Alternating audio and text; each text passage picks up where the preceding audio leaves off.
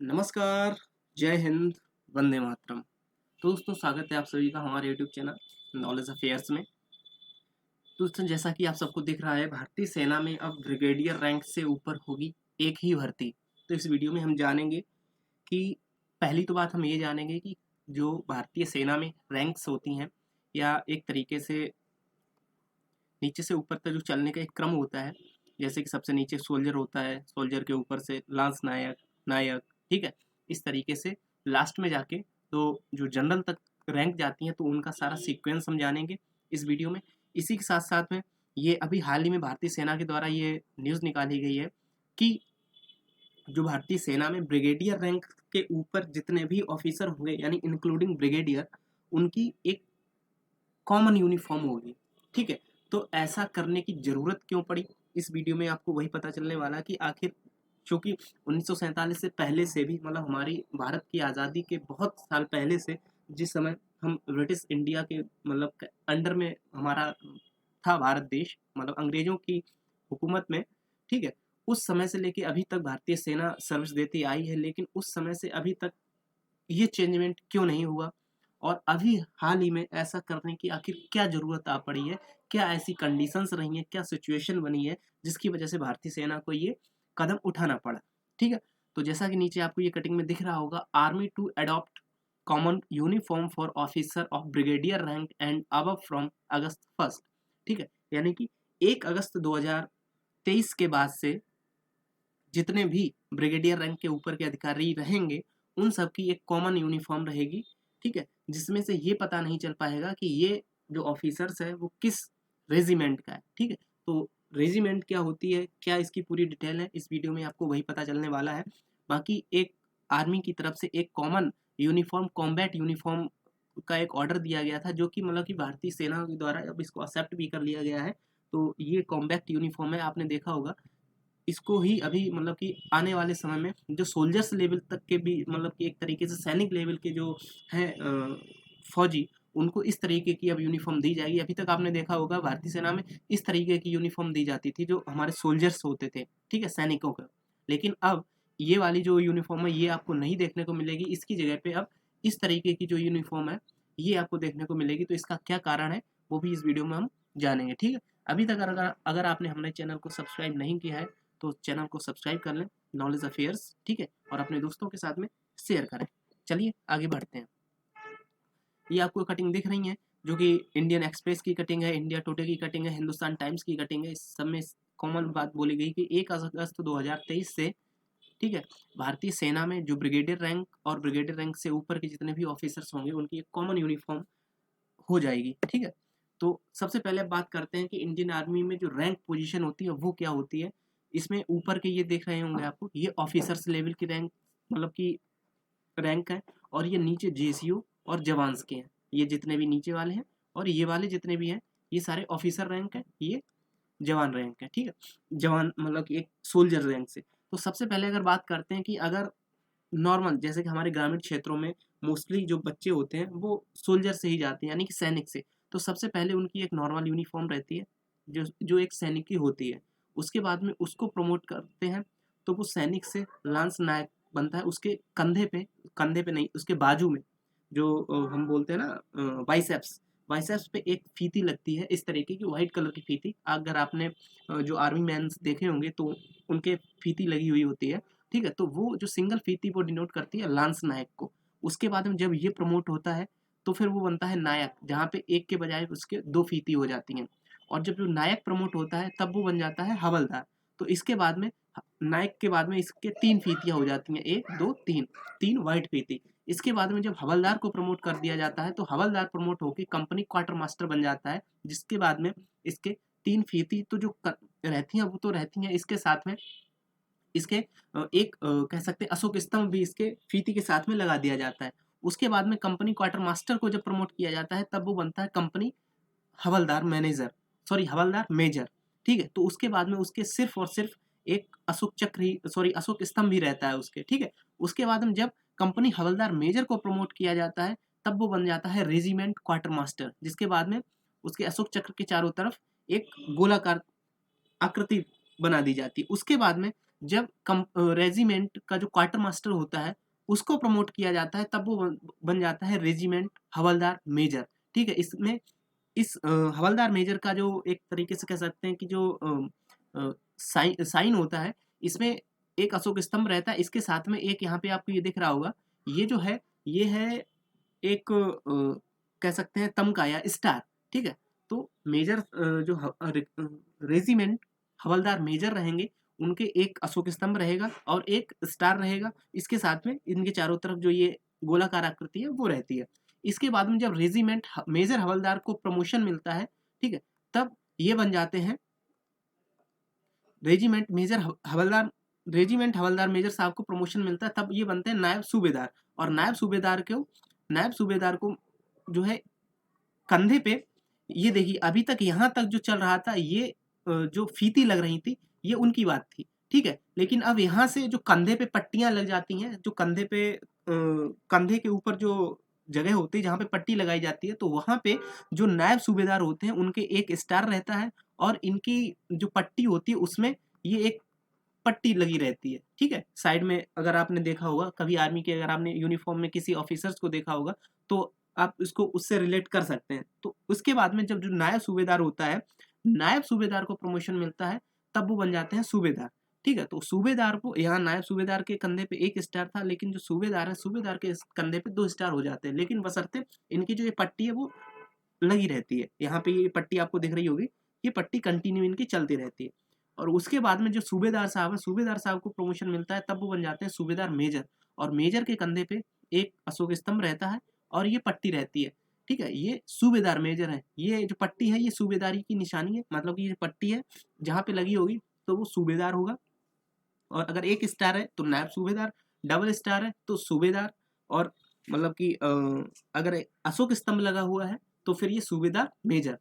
तो जनरली क्या होता है ना कि अगर कोई व्यक्ति वो अगर सिपाही से भर्ती हुआ है तो वो लास्ट तक प्रमोशन पहुंचते पहुंचते सूबेदार मेजर से वो रिटायर हो जाता है।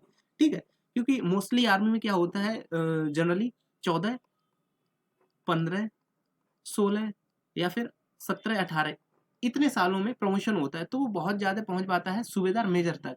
लेकिन वहीं अगर आप देखिए, ये जो जेसीओ एनसीओ की ये जो भर्ती होती है वो रैली की होती है, जहाँ पे पहले फिजिकल करवाया जाता है, रनिंग करवाई जाती है, उसके बाद में ये ओपन भर्ती होती है। वहीं अगर आप ऑफिसर्स की बात करें तो जो एनडीए के थ्रू बच्चे जाते हैं और सीडीएस, ठीक है, एनडीए और सीडीएस के थ्रू अगर कोई भी व्यक्ति भर्ती होता है, कोई भी बालक भर्ती होता है, वो डायरेक्ट लेफ्टिनेंट बन के जाता है। लेफ्टिनेंट के कंधे पे ध्यान रखिएगा, लेफ्टिनेंट के कंधे पे 2 स्टार रहते हैं, ये ऑफिसर्स की रैंक है। ठीक है, नीचे वाले जो ये जेसीओ और जवान थे, लेकिन ये ऑफिसर्स की रैंक है। ये कोई बंदा अगर सीडीएस या एनडीए के थ्रू जाएगा तो वो सीधा लेफ्टिनेंट बनेगा। लेफ्टिनेंट के कंधे पे 2 स्टार रहेंगे। लेफ्टिनेंट से जब प्रमोट होएगा, लेफ्टिनेंट से प्रमोट होने के बाद में वो बनेगा कैप्टन। कैप्टन के कंधे पे 3 स्टार रहते हैं।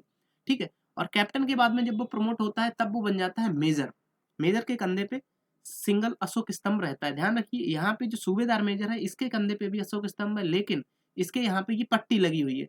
लेकिन जो मेजर रहेगा, मेजर के कंधे पे केवल और केवल अशोक स्तंभ रहेगा, इसके कोई पट्टी नहीं होती है। ठीक है, और मेजर साहब जब प्रमोट होंगे तो मेजर साहब प्रमोट होके बनते हैं लेफ्टिनेंट कर्नल।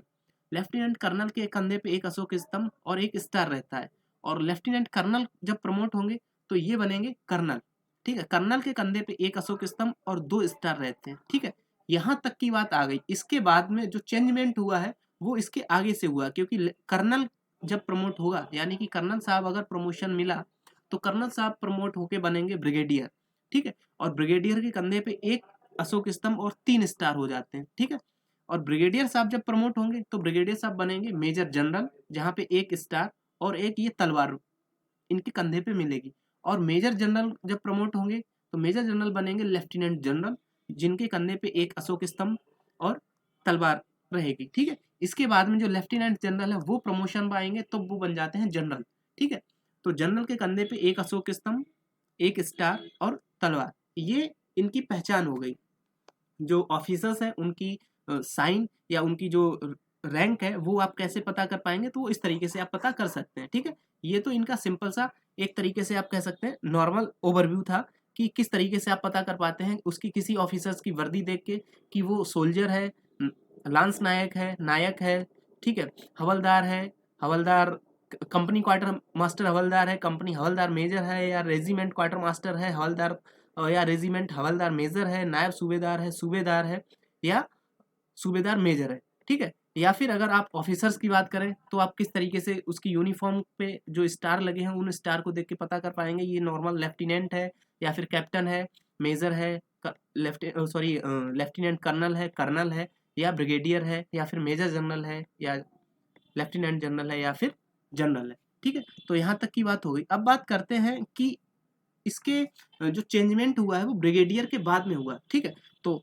उसके बारे में एक बार बात कर लेते। देखिए हमने यहाँ पे आपको बताया है कि ब्रिगेडियर से चेंजमेंट हुआ यानी कि कर्नल तक, ठीक है। जैसे कि सपोज नॉर्मल एक कर्नल जो होता है, जैसे यहाँ पे मैं आपने सबको पता होगा कि आर्मी में रेजिमेंट रहती है, ठीक है। जैसे मैं यहाँ पे लिखूं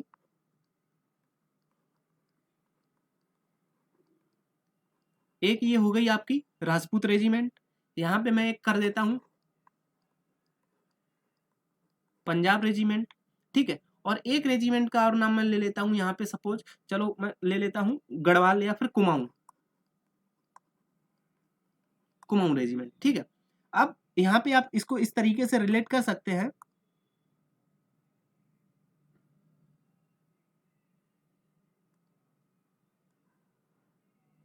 एक ये रेजिमेंट है, एक ये रेजिमेंट है, ठीक है, और एक ये रेजिमेंट है,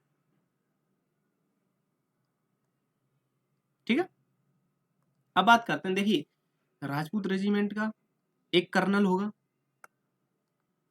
कर्नल साहब होंगे जो कि इस रेजिमेंट के टॉप मोस्ट ऑफिसर रहेंगे। सेम इसी तरह पंजाब रेजिमेंट के एक कर्नल साहब होंगे, ठीक है, और इसी तरह कुमाऊं रेजिमेंट के एक कर्नल साहब होंगे, ठीक है। अब बात करते हैं कि यहाँ कर्नल साहब के आगे से ही चेंजमेंट क्यों हुआ।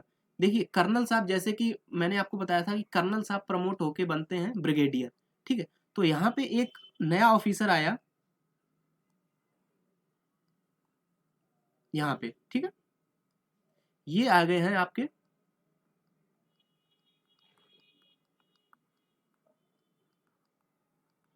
ब्रिगेडियर साहब, ठीक है। अब जैसे कि जो ब्रिगेडियर साहब होते हैं वो एक साथ में 3 जो रेजिमेंट होती है उनको कमांड कर रहे होते हैं, ठीक है। यहां से सोचने वाली बात है, देखिए ब्रिगेडियर साहब जो होंगे, ब्रिगेडियर साहब एक साथ में 3 जो रेजिमेंट है उनको कमांड करेंगे। देखिए कर्नल जो साहब थे, कर्नल एक बार में अपनी रेजिमेंट को रिलेट करेंगे, ठीक है। यहाँ पे आपको दिख रहा होगा ये कर्नल जो है ये राजपूत रेजिमेंट के ही कर्नल साहब हैं। जैसे राजपूत रेजिमेंट से ही इनको प्रमोशन होके ये कर्नल साहब बने। सेम इसी तरह ये वाले जो कर्नल साहब हैं ये पंजाब रेजिमेंट के कर्नल साहब हैं। सेम इसी तरह ये वाले जो कर्नल साहब हैं ये कुमाऊं रेजिमेंट के कर्नल साहब हैं, ठीक है। अब इनमें से ही एक कर्नल, सपोज मैंने ये राजपूत रेजिमेंट वाले जो कर्नल है इसको ही प्रमोशन मिल गया और ये बन गए ब्रिगेडियर, ठीक है। अब ये ब्रिगेडियर साहब है ये राजपूत रेजिमेंट को भी कमांड करेंगे, पंजाब रेजिमेंट को भी कमांड करेंगे और कुमाऊं रेजिमेंट को भी कमांड करेंगे, ठीक है। लेकिन ऐसे में क्या होता था, मतलब ये कह सकते हैं कि अंदरूनी खबर है या फिर सैनिकों के एक तरीके से मानसिक मतलब विचारधारा है या कुछ भी आप मान सकते हैं। हालांकि अभी तक देखिए आर्मी का सारा कुछ कॉन्फिडेंशियल होता है तो उसके अंदर की जानकारी बाहर नहीं निकल के आती है, लेकिन फिर भी कहीं ना कहीं लोगों के मन में ये खटास जरूर उत्पन्न हो जाती है। जैसे कि अगर ये व्यक्ति कर्नल बन के सपोज यहाँ पे पहुंच गया तो अब ये ब्रिगेडियर साहब किसके हो गए, राजपूत रेजिमेंट के ब्रिगेडियर हो गए, ठीक है। अब ये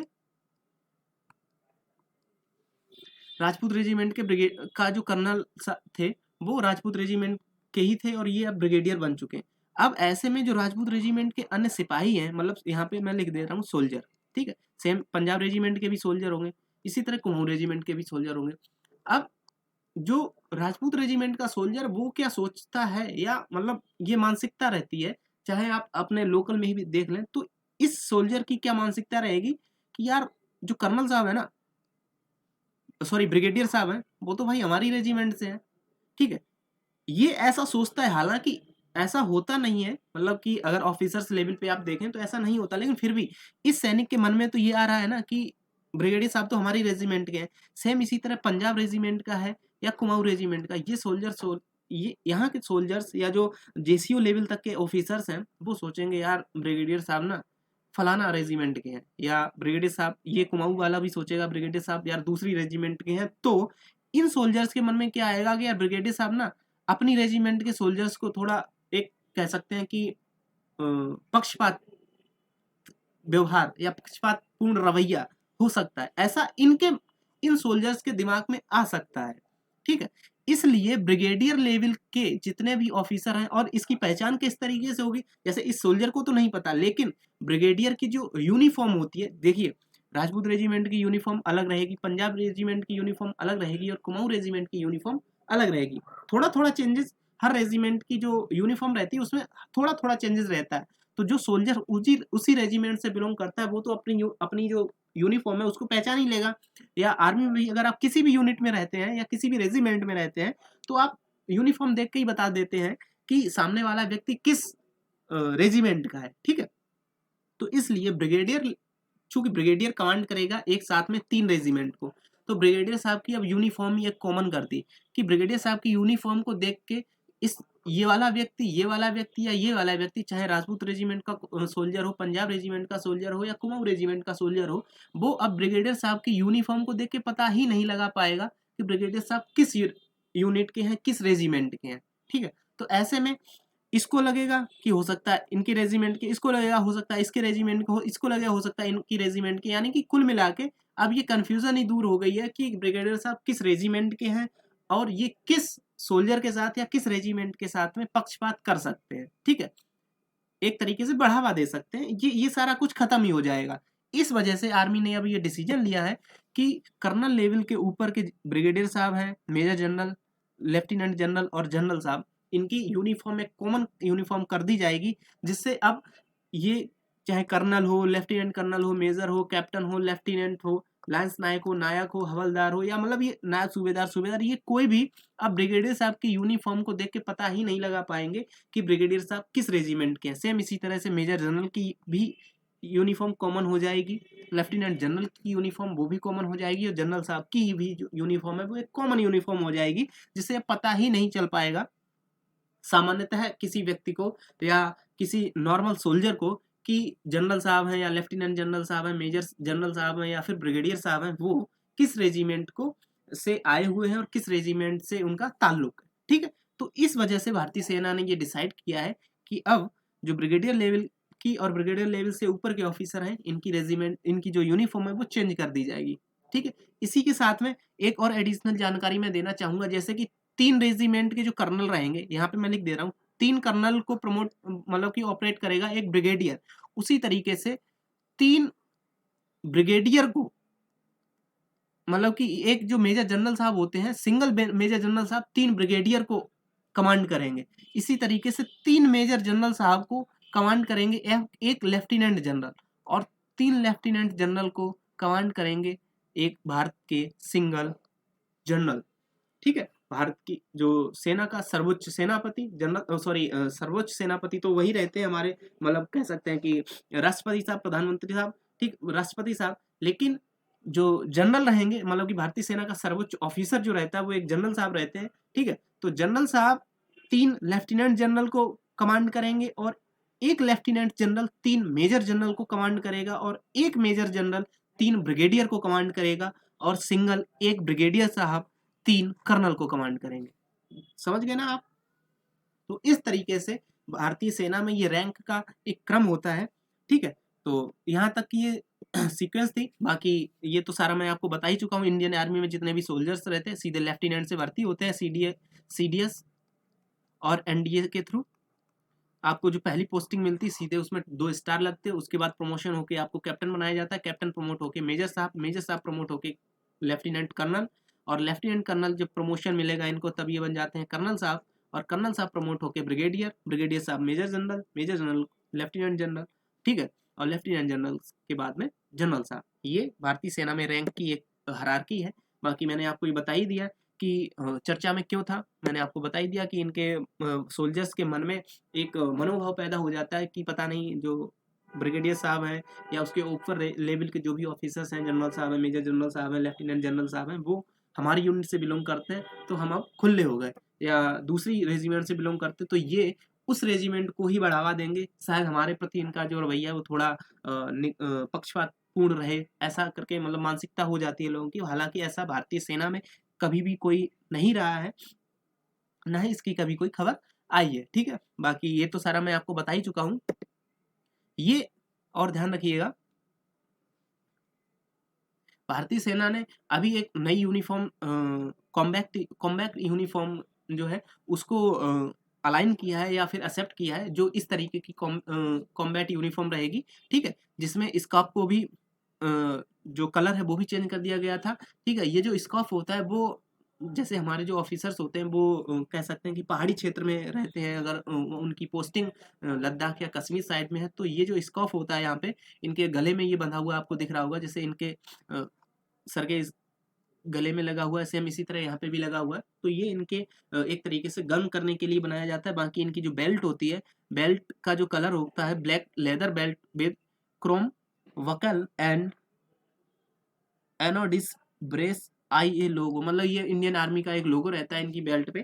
ठीक है, ये पुरानी यूनिफॉर्म रहती थी, वर्तमान में इस तरीके की यूनिफॉर्म सभी ऑफिसर्स पहनेंगे। बाकी ये हमारे late CDS general Bipin Rawat ji हैं, जिनकी यूनिफॉर्म से ये दर्शाया गया है कि इनके यूनिफॉर्म में कहाँ पे क्या चीज़ रहती है। ठीक है, तो यहाँ पे अगर आपको ये तमगे दिख रहे होंगे, तो ये जो होते हैं ये इनकी चेस्ट पे लगे हुए होते हैं, bottom on working days with tri service crest. ठीक है, देखिए सबसे पहले तो ये जो थे चीफ ऑफ डिफेंस स्टाफ थे, CDS, भारत के पहले CDS थे।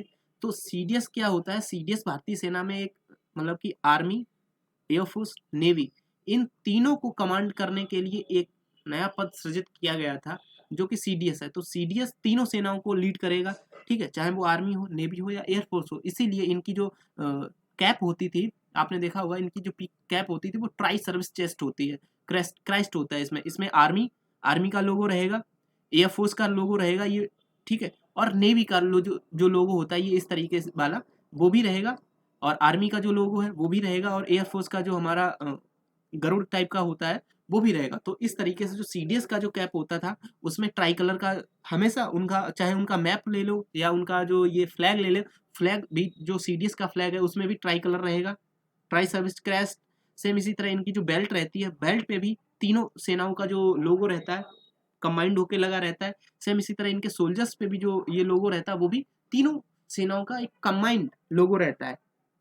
ठीक है, इस तरीके से जो CDS रहते हैं। बाकी भर्ती को लेकर सेना में मौजूदा जो स्थिति है, अब तक लेफ्टिनेंट से जनरल रैंक के सभी अधिकारी अपने रेजिमेंटल या कोर के अनुसार वर्दी पहनते थे, मैं आपको पहले ही बता चुका हूँ। ठीक है, अब तक इन्फेंट्री अधिकारी और सैन्य खुफिया अधिकारी गहरे रंग की बैरेट पहनते थे। ध्यान रखने वाली बात है, जो इन्फेंट्री वाले ऑफिसर्स होते हैं या रॉ के जो ऑफिसर्स होते हैं या IV के ऑफिसर्स होते हैं, वो गहरे हरे रंग के बैरेट पहनते हैं। वक्तरबंद कोर अधिकारी काले बैरेट पहनते हैं। ठीक है, आर्टिलरी इंजीनियर, ये थोड़ा इंपॉर्टेंट है, artillery engineers, signals, air defence, EME, ASC, AOC, AMP और कुछ मामूली कोर के जो अधिकारी हैं वो नीले रंग की बैरेट पहनते हैं। पैरासूट रेजिमेंट के अधिकारी मैरून कलर के कपड़े पहनते हैं। आर्मी एविएशन कोर के अधिकारी ग्रे बैरेट पहनते हैं। Gorkha rifles regiment, Kumaon regiment, Garhwal regiment, Naga regiment के जो अधिकारी हैं उनकी एक अलग तरह की टोप कैप रहती है, जो कि आपको पीछे हमारे CDS साहब ये हैं, ये भी कुमाऊं रेजिमेंट से ही बिलोंग करते थे। ठीक है, बाकी बात करते हैं, ये इनकी एक अलग टोपी रहती है। बोलचाल की भाषा में तराई हाट या गोरखा हैट पहना जाता था। ठीक है, और हर इन्फेंट्री रेजिमेंट या फिर कोर लैन यार्ड का अपना एक पैटर्न होता है, जिसे वे कंधे के चारों तरफ पहनते हैं। इसे परंपरा के अनुसार दाई या बाई शर्ट की जेब में टाँका जाता है। इस मतलब कि सर की ये जो यूनिफॉर्म है इसमें ये जो बेल्ट है ना, ये आपको दिख रही होगी, इस बेल्ट की बात करते हैं। ये यहाँ पे एक बटन के थ्रू कनेक्ट होती है। ठीक है, तो इस बेल्ट की ही बात की जा रही है कि इनका एक पैटर्न होता है जो कि बाईं या दाईं ओर की परंपरा के अनुसार होता है। देखिए हर ऑफिसर की, किसी की आपकी लेफ्ट साइड में लगी होगी, किसी की राइट साइड में लगी होगी, वो रेजिमेंट के ऊपर डिपेंड करता है। ठीक है, जेब में टाँका जाता है। रैंक के बैज भी अलग अलग होते हैं। राइफल रेजिमेंट रैंक वाले काले रंग के बैज पहनते हैं, जबकि कुछ रेजिमेंट गिल्ट और सिल्वर रंग के बैज पहनते हैं। अलग अलग रंग के बैकिंग है, जिन्हें रेजिमेंट या कोर की व्यक्तिगत परंपराओं और रीति रिवाजों के अनुसार रैंक के इन बैच के साथ पहना जाता है। बाकी वर्दी पर बटन रेजिमेंट परंपरा के अनुसार रहते हैं।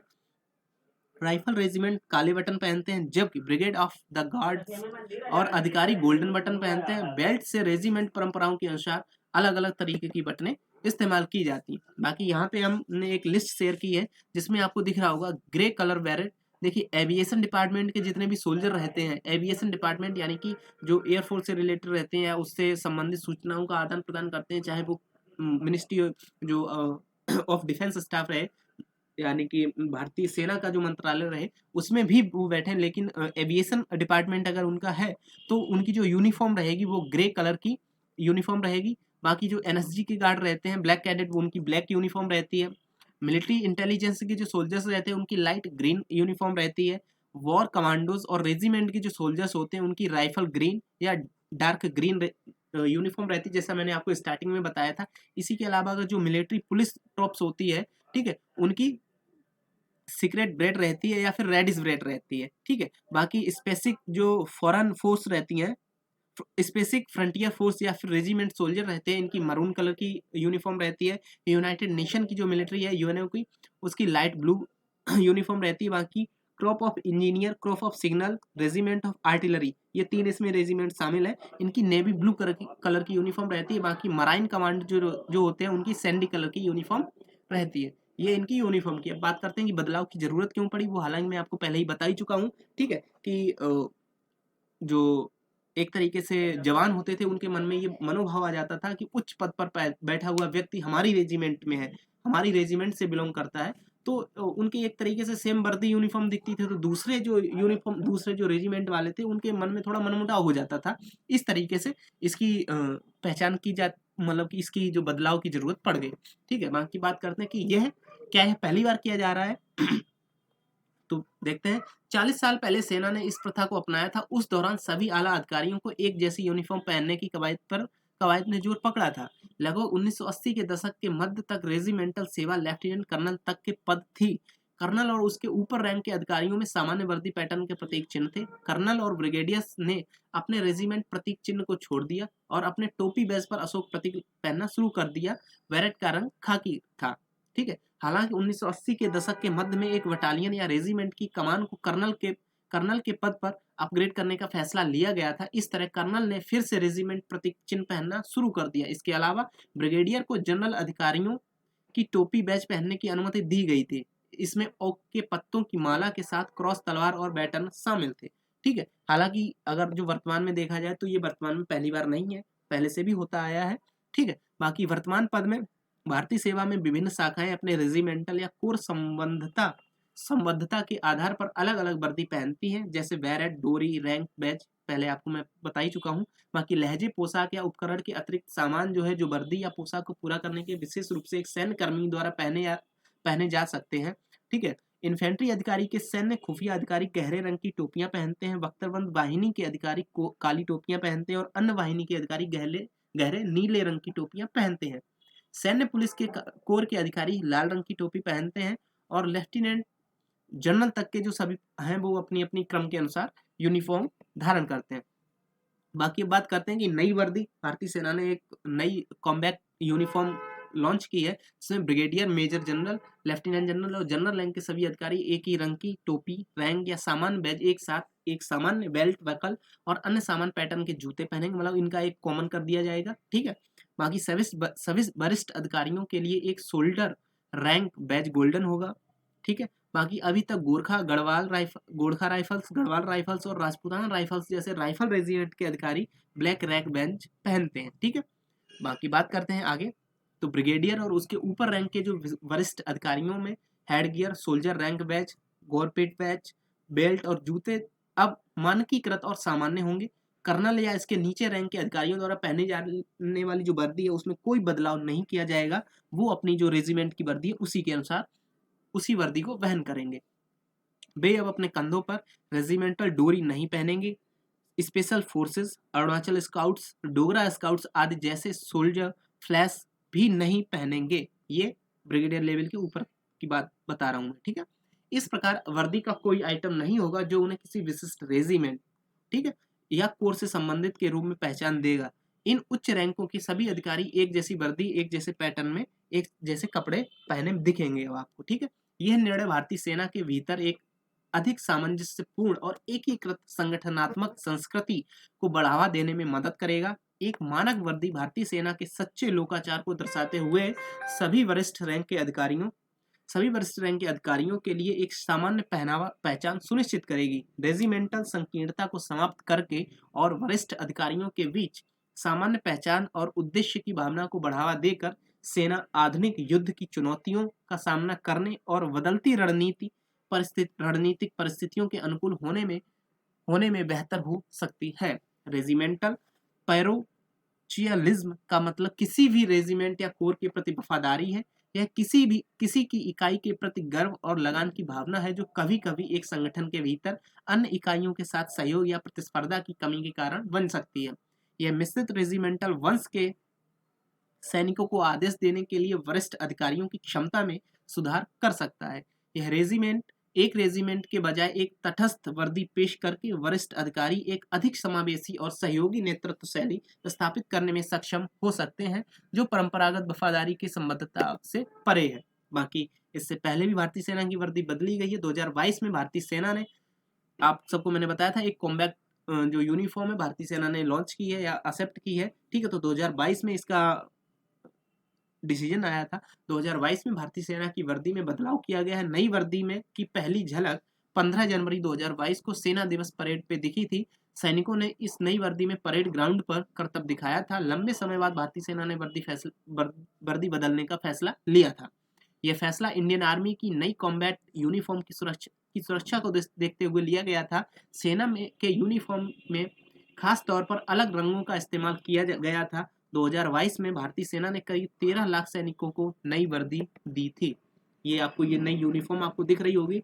अब चूंकि आपके मन में आ रहा होगा कि यूनिफॉर्म तो सही थी, इसको बदलने की क्या जरूरत पड़ी। देखिए, जो पहले वाली यूनिफॉर्म थी उसमें भारतीय सेना के जो ऑफिसर्स रहते थे या भारतीय सेना के जो सोल्जर्स रहते थे, उनको कहीं, जैसे कि नॉर्मल वो कहीं पे ऑपरेशन के लिए जा रहे हैं, तो वो अगर छुपना चाहे किसी पत्थर की आड़ में या पेड़ पत्तों की आड़ में, तो उस यूनिफॉर्म में मतलब दूर से बैठा व्यक्ति उनको शो कर लेता था कि हाँ, यहाँ पे कोई फौजी है। लेकिन ये जो यूनिफॉर्म है, ये ग्रीन और जो नॉर्मल ग्रे कलर है उसके कॉम्बिनेशन से, मतलब उसका एक इक्वल कॉम्बिनेशन से इसको बनाया गया है, जिससे इसमें छुपने में आसानी रहेगी। ये किसी फूल पत्ती वाली जगह पे, हरी जगह पे, घास में इस यूनिफॉर्म के साथ में हमारे भारतीय फौजी बहुत आसानी से छुप सकते हैं। इसके लिए इसको बनाया गया है। बाकी इस कॉम्बैक्ट यूनिफॉर्म को सुरक्षा मामलों में काफ़ी अहम माना गया है। इंडियन आर्मी की नई वर्दी में कई ऐसे रंगों का इस्तेमाल किया गया है जो सैनिकों को छिपने में मदद करेंगे। वर्दी में इस्तेमाल रंग ऐसे थे जो दुश्मन की नज़र में आने से बच पाए, ठीक है। इस बदलाव के बाद पहले की तरह सैनिकों की वर्दी की नई टी शर्ट को पैंट में इन करने की जरूरत नहीं पड़ती है। नई वर्दी का रंग प्रतिशत वही रखा गया था जो वर्तमान वर्दी में इस्तेमाल किया जा रहा है। वर्दी में जैतून और मिट्टी सहित दूसरे रंगों में मिश्रण का इस्तेमाल किया जा रहा है, जो अभी भी बरकरार है। देखिए, उन्होंने बाकी चेंजेस नहीं किया, बस उनकी जो एक छुपने के लिए जो पैटर्न है उसमें जो बदलाव किया है भारतीय सेना ने, ठीक है, ताकि दुश्मन इनको दूर से ट्रेस ना कर पाए। भारतीय सेना का वर्दी पैटर्न और संबंधित हेराल्डी ब्रिटिश सेना से मिलता हुआ। देखिए, वर्तमान में ऐसी ही यूनिफॉर्म ब्रिटिश की जो आर्मी है वो भी पहनती है, और ब्रिटिश सेना में कर्नल और उसके ऊपर रैंक के अधिकारियों द्वारा पहने जाने वाली वर्दी को स्टाफ वर्दी के रूप में संदर्भित किया जाता है, ताकि इसे रेजिमेंटल वर्दी से अलग किया जा सके। देखिए, यहाँ से आप रिलेट कर पाएंगे कि जो भारतीय सेना है, इंडियन आर्मी, बिल्कुल ब्रिटिश जो आर्मी है उसी के तौर पे काम कर रही है। ब्रिटिश आर्मी में भी जो ब्रिगेडियर रैंक के ऊपर के ऑफिसर है उनकी एक कॉमन यूनिफॉर्म है। सेम इसी तरह अब इंडियन आर्मी में भी एक कॉमन यूनिफॉर्म हो जाएगी। वहाँ की जो आर्मी की जो ड्रेस है वो कॉम्बैट यूनिफॉर्म है, जो कि वर्तमान में भी भारतीय सेना ने भी कॉम्बैट ड्रेस ही एक्सेप्ट कर ली है। बाकी पड़ोसी देशों में पाकिस्तान है, बांग्लादेश की जो सेनाएं हैं, ब्रिटिश सेना के समान पैटर्न का ही पालन करती हैं। सभी रेजिमेंटल वर्दी को लेफ्टिनेंट कर्नल के पद से परे छोड़ दिया जाता है। ब्रिगेडियर और उसके ऊपर रैंक के सभी अधिकारी समान पैटर्न की वर्दी पहनते ही है। देखिए, हम कितना मतलब एक तरीके से कह सकते हैं कि पीछे रह गए। पाकिस्तान और बांग्लादेश की सेनाएं भी मतलब ये सब काम जो पहले से ही कर चुकी हैं, ठीक है। तो ये थी जानकारी। आई होप आप समझ चुके होंगे कि भारतीय सेना ने वर्दी बदलने का फैसला क्यों लिया है, और ये फैसला क्यों लिया है कि अब ब्रिगेडियर रैंक से ऊपर के जितने भी ऑफिसर रहेंगे, इंक्लूडिंग ब्रिगेडियर, तो वहाँ पे एक कॉमन यूनिफॉर्म पहनेंगे वो लोग, ठीक है। इसी के अलावा आपको अगर हमारा चैनल अच्छा लगा, सॉरी हमारी जो वीडियो है हमने जो डिस्क्राइब किया है वो अगर आपको समझ में आया है तो हमारे चैनल को सब्सक्राइब करें, अपने दोस्तों के साथ में शेयर करें। बाकी ये इनका क्रम है, ये अगर आप कॉम्पिटिटिव लेवल की तैयारी कर रहे हैं तो ये क्रम अगर CDS या फिर UPSC लेवल की आप तैयारी करते हैं तो हो सकता है उसमें पूछा जाए।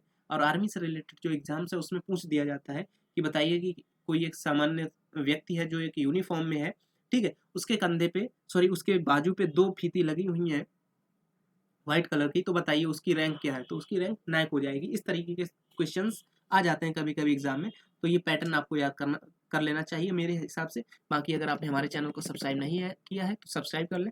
मिलते हैं आपसे नए वीडियो में, ओके? Bye bye. जय हिंद, वंदे मातरम।